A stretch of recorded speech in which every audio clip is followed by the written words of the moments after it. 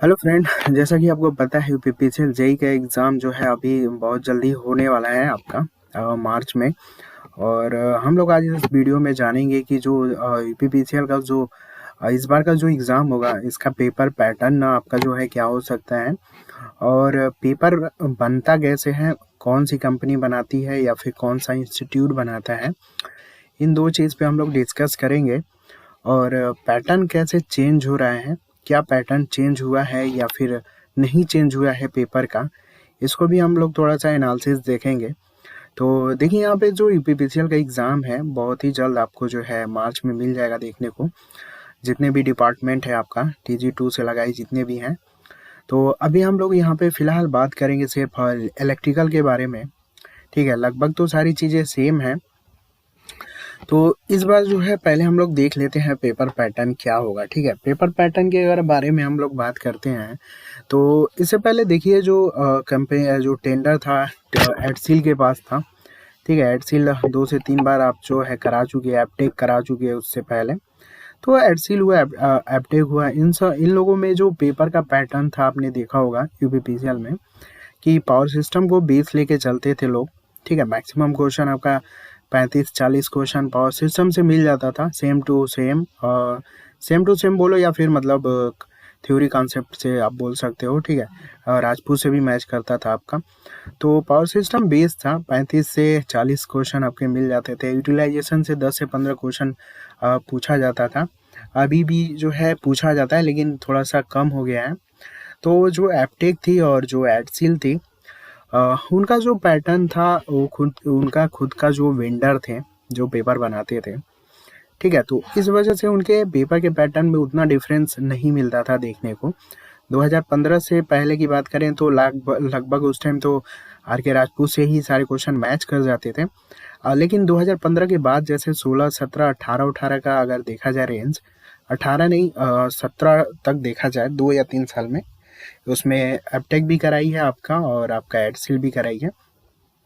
तो इनका खुद का एक वेंडर होता था, तो जिसकी वजह से इन लोगों ने क्या एक बेस मान के पेपर का मतलब कराते थे लोग कि हाँ इतना देना है और इस टॉपिक को इतना टारगेट करना है, यहाँ से इतना क्वेश्चन बनाना है। सारा चीज़ उनका एक डाटा रहता था, उस हिसाब से पेपर बनता था। लेकिन जो है TCS जब से आई है, इससे पहले TCS भी एग्ज़ाम कराई है लेकिन TCS को अभी पेपर नहीं दिया गया है बनाने के लिए। ठीक है, TCS का भी खुद का वेंडर होता है, खुद का वेंडर जो होता है आपका खुद का पेपर बनाता है। ठीक है, कंपनी जो भी कंपनी होती है दो काम करती है आपका, एक तो पेपर भी बनाने का काम करती है और दूसरा एग्ज़ाम कंडक्ट कराने का भी काम करती है। तो TCS के पास सारी फैसिलिटी है लेकिन PCL जो है TCS को नहीं देता है पेपर बनाने के लिए, इस चीज़ को ध्यान दीजिएगा। TCS जो है आपका जैसे कि अभी पावर ग्रिड का एग्ज़ाम हुआ था, अभी SSC JEE इन सबों का जो है दे दिया जाता है TCS को ही बनाने के लिए। तो TCS अगर पेपर पैटर्न बनाती है तो ज़्यादा उतना अच्छा पेपर नहीं बनता है, आप देखे भी होंगे। लो टू मॉडरेट के बीच ही पेपर वेरी करता है। ठीक है, मॉडरेट से नीचे ही रहेगा, 10 से 15 क्वेश्चन थोड़ा बहुत कॉन्सेप्चुअल मिल सकता है लेकिन उतना अच्छा क्वेश्चन लेवल नहीं मिलेगा। लेकिन अगर वही आप यूपी आर्बिनल का पेपर देख लीजिए या फिर यूपीपीसीएल का थोड़ा सा पेपर देख लीजिए तो पेपर पैटर्न थोड़ा सा आपको डिफरेंट मिलेगा, कंसेप्चुअल मिलेगा।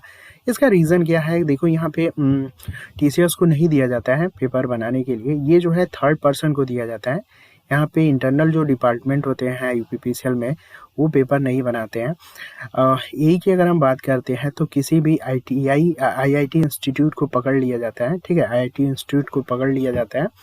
जैसे पिछली बार कानपुर IIT कानपुर को दिया गया था, उससे पहले IIT महाराष्ट्र उसका आपका रुड़की को शायद मिला हुआ था उससे पहले। ठीक है, तो इस तरीके से IIT को पकड़ लिया जाता है यही एग्ज़ाम को पेपर सेटअप करने के लिए।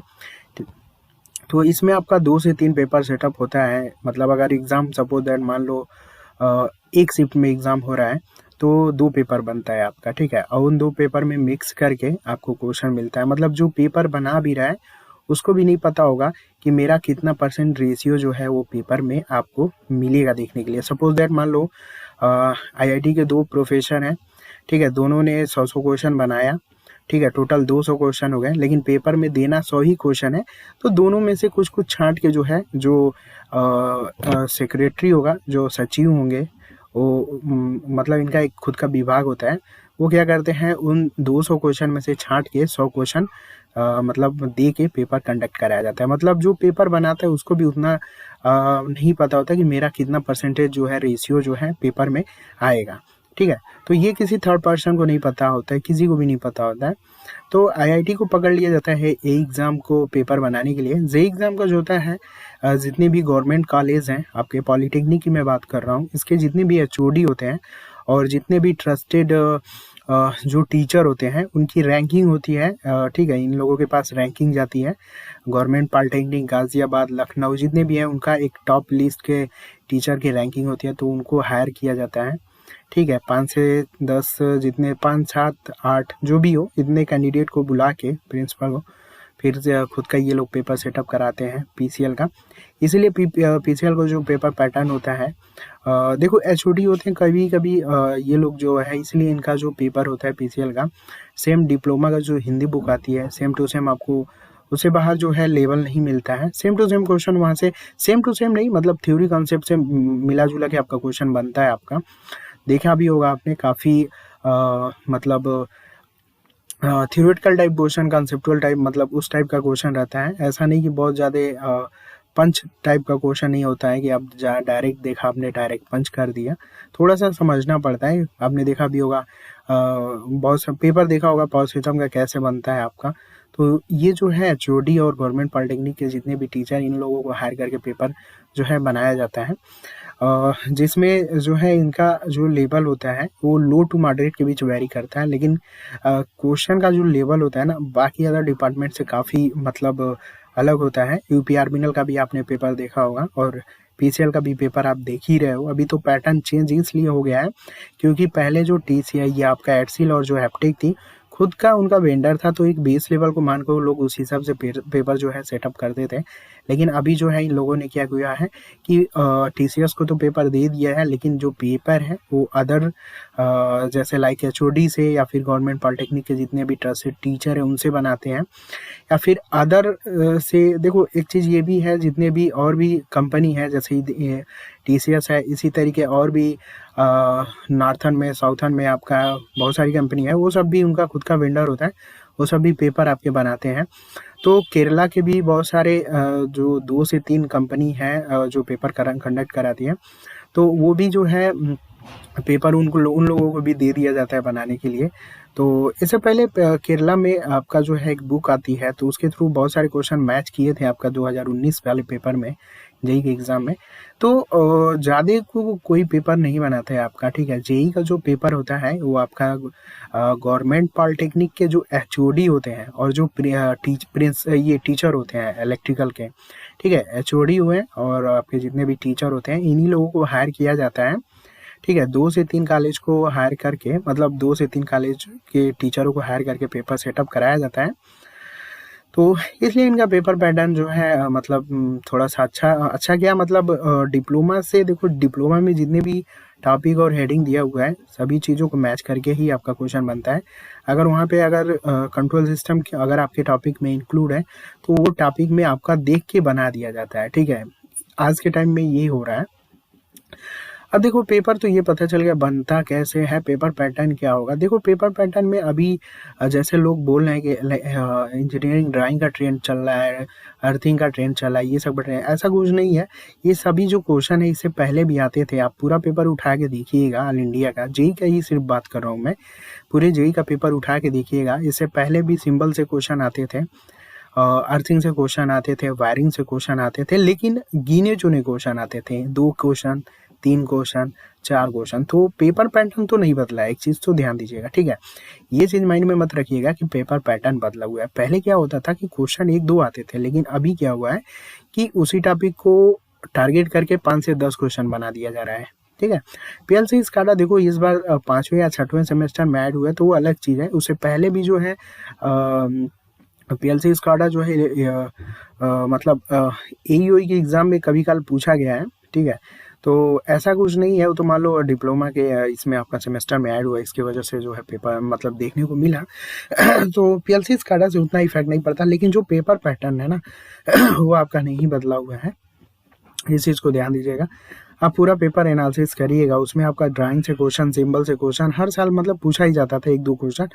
अब पीसीएल वाले क्या किया है कि उसी क्वेश्चन को थोड़ा सा रेंज बढ़ा दिए हैं, ठीक है, 5-5 क्वेश्चन पूछे हैं, तो लोगों को लगता है कि ये पेपर पैटर्न जो है चेंज हो गया है। तो ऐसा कुछ नहीं है, आपको जितना भी पेपर मिलता है ना उसको एनालिसिस करिए, और किस टॉपिक से किस एरिया से क्वेश्चन बना हुआ है तो उसको थोड़ा सा एनालिसिस करके क्लियर करिए।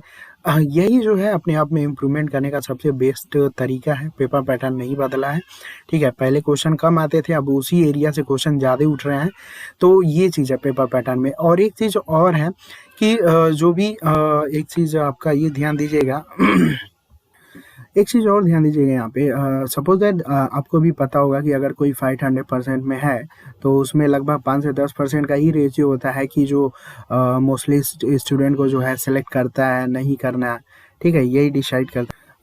तो मेरे कहने का मतलब सिंपली यही है कि 5 से 10% ही ऐसा रेशियो होता है जो स्टूडेंट को सिलेक्ट करना है, होगा या नहीं होगा, वो 5 से 10% में ही पता चल जाता है। मतलब अगर 100 क्वेश्चन है तो 5 से 10 क्वेश्चन के अंदर ही पता चल जाता है कि किनका सिलेक्शन होगा और किनका नहीं होगा। तो जितनी भी स्टैंडर्ड बुक आप पढ़ रहे हो, लाइक जो भी मार्केट में चल रहा है, जेबी गुप्ता, के राजपूत, बीके मेहता, यूथ, जो भी हो, दुनिया भर का जितनी भी है, तो इन लोगों को भी पूरा पता होता है कि मार्केट में चल क्या रहा है, लोग पढ़ क्या रहे हैं, ठीक है। तो ये लोग जो है देखो 60, 65, 70% मानता हूँ कि जो प्रीवियस ईयर पेपर है उसके पैटर्न पे क्वेश्चन बनता है, 60 से 70%, ठीक है। 10% तो ऐसा क्वेश्चन बनता है, आपको पता ही होगा कि मोस्टली बहुत लोग नहीं करते हैं, और जो करते भी हैं तो गलती होता है, ठीक है। अब 10 से 15% का जो रेशियो निकल के आता है ना, ये उन टॉपिक पे आता है जिससे क्वेश्चन कभी बना ही नहीं है, ठीक है। जैसे कि अभी बहुत सारे ऐसे हेडिंग है तो उनसे क्वेश्चन नहीं बना, तो उन लोगों को वो चीज़ को टारगेट किया जाता है आपका, ठीक है। अभी देखो लीनियर इंडक्शन मोटर कोई नहीं पढ़ता है, लेकिन वहां से क्वेश्चन आ रहे हैं आज के टाइम में, एक क्वेश्चन, 2 क्वेश्चन, ठीक है। और वो आप अगर आप ऑब्जेक्टिव देखते हो तो ऑब्जेक्टिव में नहीं दिया गया आपका लीनियर इंडक्शन मोटर को, ठीक है। इंडक्शन जनरेटर से भी देखो क्वेश्चन आ रहे हैं आज के टाइम में, लेकिन वही रेशियो अभी ज़्यादा मतलब 5-5 क्वेश्चन बन जाए तो लोगों को लगेगा कि पेपर पैटर्न चेंज हो गया, ठीक है। Wave winding, lamp winding, distributed winding, जितनी टाइप की वाइंडिंग है उनसे क्वेश्चन देखो, एक क्वेश्चन आ रहे हैं आज के टाइम में, और वही अगर 2-2 क्वेश्चन अगर आने स्टार्ट हो जाए तो लोगों को लगेगा कि पेपर पैटर्न जो है चेंज हो रहा है। तो ऐसा कुछ नहीं है, आपको एनालिसिस करना है जितने भी पेपर हैं कि किस एरिया से और किस जगह से क्वेश्चन बना हुआ है, उस चीज़ को आपको पकड़ के जो है क्लियर करना है, ठीक है। बाकी तो आप जितना भी देख रहे हो पेपर, उससे तो बहुत सारी चीज़ें क्लियर होंगी ही, ठीक है। लेकिन जो अभी लेटेस्ट पैटर्न में यही ट्रेंड होगा कि जो भी एरिया से क्वेश्चन नहीं बनना है ना, उसी चीज़ को टारगेट करके और उस जगह से क्वेश्चन बनेगा, तो कहीं ना कहीं गेम चेंज हो जाएगा। आप भी जान रहे हो, अगर 2-2 क्वेश्चन भी बनता है, ठीक है, मशीन में बहुत सारे अभी देखो स्पेशल पर्पज मोटर है आपका, स्टेपर, इन सबों से एक क्वेश्चन भी बनता है ना, तो 5-10 क्वेश्चन तो मशीन से हो जाएंगे अगर तो एक क्वेश्चन उठाया जाए। इस तरीके से बहुत सारे हेडिंग है, तो उसे ये लोग उठाते भी हैं, ऐसा मतलब करते भी हैं। इसके वजह से जो है क्वेश्चन का पैटर्न आप भी जान ही रहे हो, रहता तो बुक से ही, लेकिन बहुत सारे चेंजेस आ जाते हैं जिसकी वजह से लोगों को लगता है कि पैटर्न बदल गया है। तो इसलिए देखो ऑब्जेक्टिव के साथ साथ जो है थ्योरी पे आपको उस एरिया पे भी ध्यान देना होगा कि किस जगह से क्या पैटर्न, क्या डिज़ाइन रह रहा है क्वेश्चन का।